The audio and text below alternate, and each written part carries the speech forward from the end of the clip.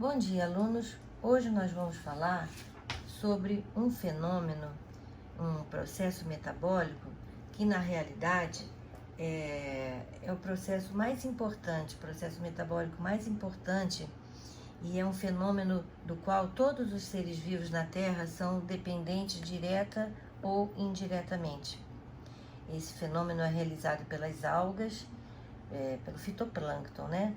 Que na real o fitoplâncton é que é o verdadeiro pulmão do mundo. E esse fenômeno que nós vamos falar a partir de agora é a fotossíntese. A fotossíntese ocorre nas células vegetais, especificamente nos cloroplastos, que são organelas citoplasmáticas onde encontramos a clorofila. A clorofila é um pigmento responsável por captar a energia luminosa. Então, os cloroplastos estão presentes apenas em células vegetais e também nas algas. E são organelas geralmente alongadas e achatadinhas, e numa única célula de uma folha pode-se encontrar mais de 50 cloroplastos. São delimitados externamente por duas membranas. Essas membranas são lipoproteicas. E aí dentro encontramos um complexo membranoso formado por bolsas em forma de discos achatados e ficam assim empilhadinhos, que são chamados os tilacoides. Lá nos tilacoides é que estão as moléculas de clorofila que se organizam formando os chamados complexos de antena.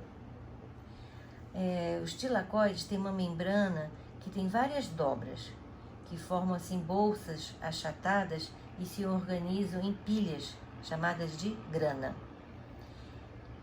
Essas estruturas têm cavidades internas comunicáveis, que formam um lúmen do tilacoide, que é um compartimento único, e é preenchido por um fluido que é chamado de estoma. A composição do estoma é água, DNA, RNA, ribossomas e também tem enzimas. Tá, agora a gente vai ver como é que a luz solar entra nessa história. Bem, a luz solar que chega à Terra é composta por grande gama de radiação eletromagnética, que são as ondas, e que se caracterizam por sua vibração chamada de comprimento de onda. A luz é uma radiação que nossos olhos conseguem captar, mas também existem radiações entre as ultravioletas, as infravermelhas, que a gente não consegue, os nossos olhos não conseguem captar. Mas isso é um assunto para o professor de física, certo? Então, continuando. A clorofila, ela é capaz de absorver a energia da luz, principalmente das radiações luminosas vermelha e violeta, e reflete quase todo o verde, e por isso que ela tem essa cor.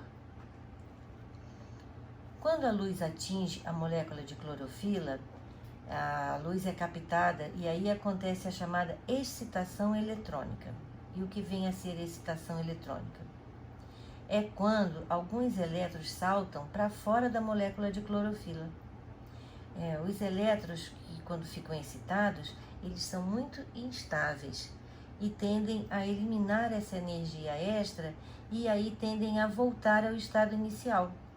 Só que, dispostas ao redor dessas moléculas de clorofila, existem substâncias que são especializadas em capturar esses elétrons, em captar esses elétrons, antes que eles liberem seu excesso energético na forma de luz ou calor e voltem à clorofila.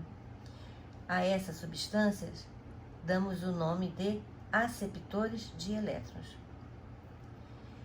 Essa excitação eletrônica pela luz e a captura dos elétrons energizados pelos aceptores marcam um momento em que ocorre a transformação da energia luminosa que a clorofila capta do Sol, em energia química para dar continuidade ao processo de fotossíntese.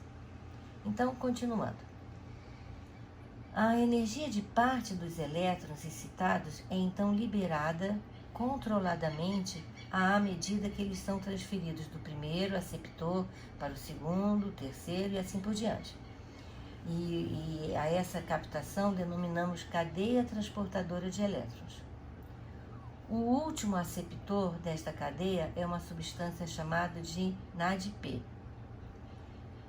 Aí, ao receber os elétrons no final da cadeia, a molécula de NADP passa do estágio de NADP+, que é o estágio oxidado, em que se encontrava, para o estágio reduzido, que é o NADPH.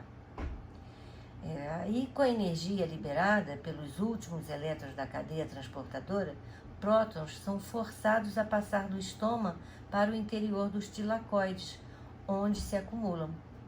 Eu esqueci de falar que prótons são íons de hidrogênio, que vamos representar aqui por H+, tá?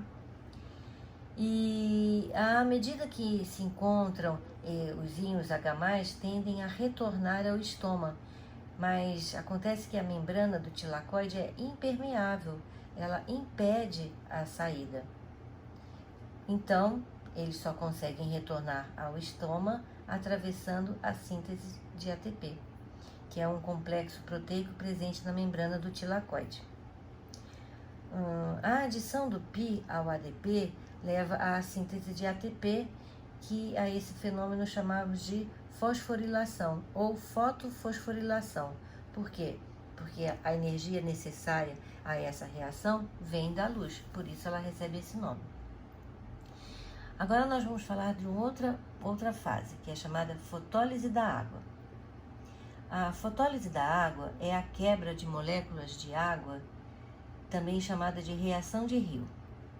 E nesse fenômeno, cada molécula de água decompõe-se em 2 elétrons, 2 prótons de hidrogênio e 1 átomo de oxigênio. Nesse caso, os átomos de oxigênio se unem 2 a 2, formando moléculas de gás oxigênio, o O2. Observe, então, que neste fenômeno, são formados 3 produtos, 3 coisas acontecem. Primeiro, forma-se o gás oxigênio, que é liberado para o ambiente e será utilizado por todos os seres aeróbicos, isso é, que fazem respiração aeróbica, necessitam de oxigênio. Outro é o íon H+. Esses íons H+, vão ser capturados pelo NADP. E por último, elétrons com baixa energia que decompõem os que foram perdidos que recompõem os que foram perdidos pela clorofila na excitação eletrônica. O último conjunto de reações da fotossíntese é chamado de ciclo de Calvin-Bensel, que também recebe o nome de ciclo das pentoses. Vamos falar então sobre esse ciclo. Este ciclo resulta na formação de moléculas de glicídios com 3 átomos de carbono, o 3-fosfato-gliceraldeído ou PGAL. E nesse processo, moléculas de gás carbônico reagem ao longo de uma série de transformações com íons de hidrogênio liberados pela água na fotólise e com elétrons de alta energia liberados pela clorofila excitada. Ambos são transportados pelas moléculas de NADPH, produzindo o PGLA. E aí, qual é o destino dos produtos da fotossíntese? É isso que nós vamos ver na próxima aula, onde também faremos uma revisão de todos os fenômenos que nós vimos agora, desses metabolismos energéticos. A fotossíntese, a respiração celular e a fermentação. Então, na próxima aula, continuamos, tá bom? Até a próxima!